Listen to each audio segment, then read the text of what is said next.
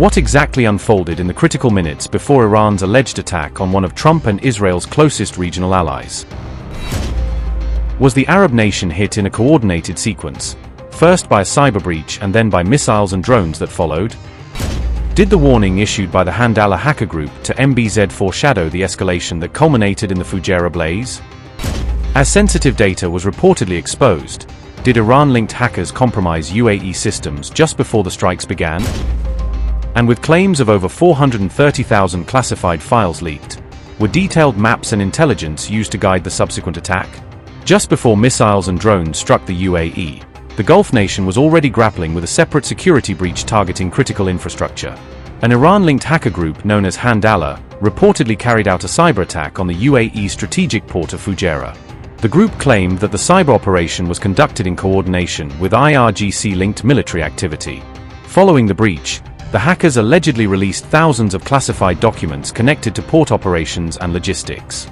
Handala Group said, and I quote, "The strategic port of Fujairah in the UAE was hit by a sophisticated cyber operation and completely hacked. Now, thousands of classified documents, including contract details, ship traffic, financial transactions, and highly confidential maps of Fujairah's oil pipelines and infrastructure, are available for public download on the Handala website." End quote. The group also claimed that detailed maps of oil pipelines and key installations were transmitted to Iranian military units. Reports suggest that as many as 430,000 confidential files may now be in the possession of the hacker network. Images cited by WANA reportedly showed financial records and internal documents that were part of the data leak. Handala said, and I quote, "These precise maps of oil lines and critical installations were delivered directly to the missile units of the resistance axis, leading to the accurate and pinpoint targeting of key objectives in the port. Just minutes after this breach, IRGC missile units, in full coordination with Handala, targeted the port of Fujairah with precise missile strikes. Over 430,000 confidential documents have been dumped from the port servers and are now in Handala's possession, with our cyber attacks still ongoing."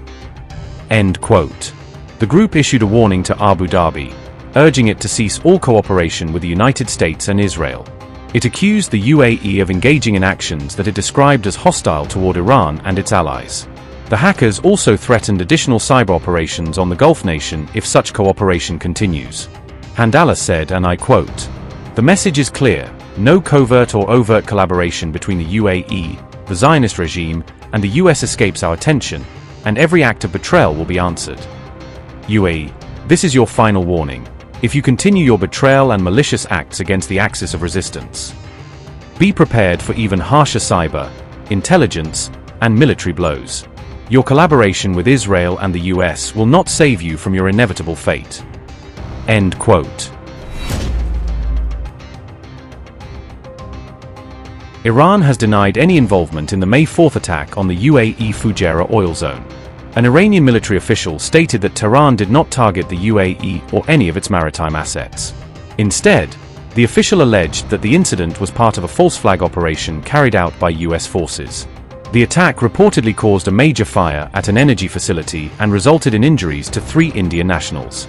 Iranian sources claimed that US actions were responsible for the incident, according to reports cited by IRIB. The official also maintained that there was no pre-planned Iranian operation targeting UAE oil infrastructure. Tehran further alleged that what it described as US adventurism triggered the large-scale blaze at the Fujairah oil zone. Escalation is spreading across the Gulf region, with Iran issuing strong and direct warnings to its regional adversaries amid rapidly rising tensions. Tehran has made it clear it will retaliate against the United Arab Emirates if it takes any action Iran considers unwise or provocative. According to Tasnim news agency, Iran warned that if the UAE becomes what it called a plaything of Israel, it will directly target Emirati interests. An Iranian military source said, and I quote, "No official threat has so far been announced by the Emiratis. But if the Emiratis become a plaything of Israel and make a wrong move, they will learn a lesson they will never forget. If the UAE takes any unwise action, all its interests will become targets for Iran, and no part of Emirati facilities will be safe.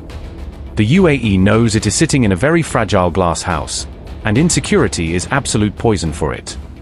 If it wants to repeat the mistake of the 40-day war, we will completely abandon restraint and treat this Zionist nest as part of the Zionist regime." Unquote.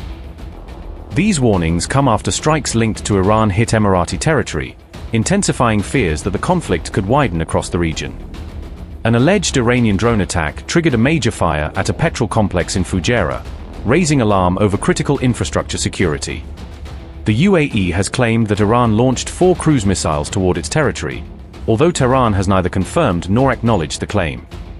According to Channel 12, a UAE official conveyed to Israel that the country does not intend to remain silent in response to these attacks.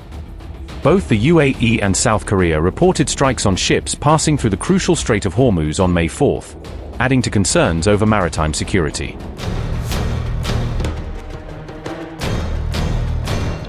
Axios reports that Israel secretly deployed an Iron Dome battery and IDF troops to operate it on UAE territory early in the Iran war. 2 Israeli officials and 1 US official told Axios this was the first time Iron Dome and its crews had ever been deployed abroad to defend a third country. That move marked the first ever Iron Dome deployment outside Israel and the US, turning the Emirati desert into a live testbed for Israel's flagship shield. One Israeli official said the UAE-based battery intercepted dozens of Iranian missiles aimed at Emirati targets, adding another layer to the Gulf's defense. The system was reportedly run by IDF personnel stationed on UAE soil, meaning Israeli soldiers were directly defending a Gulf Monarch's airspace for the first time. Officials say the deployment was greenlit after a direct call between Benjamin Netanyahu and UAE President Mohammed bin Zayed, sealing the deal leader to leader. It was not just the famous Iron Dome batteries that went to the UAE. A new report says Israel also shipped a cutting-edge iron beam laser shield during Iran's massive strike. According to reporting cited from the Financial Times, Israel sent a version of its Iron Beam laser defense system to the UAE to help counter incoming Iranian drones and rockets. The system is designed to fire high-energy laser beams that vaporize short-range rockets, mortars, and drones before they can reach cities, bases, or critical infrastructure. This deployment is described as one of the first major wartime defense links between Israel and the UAE since they normalized ties under the Abraham Accords.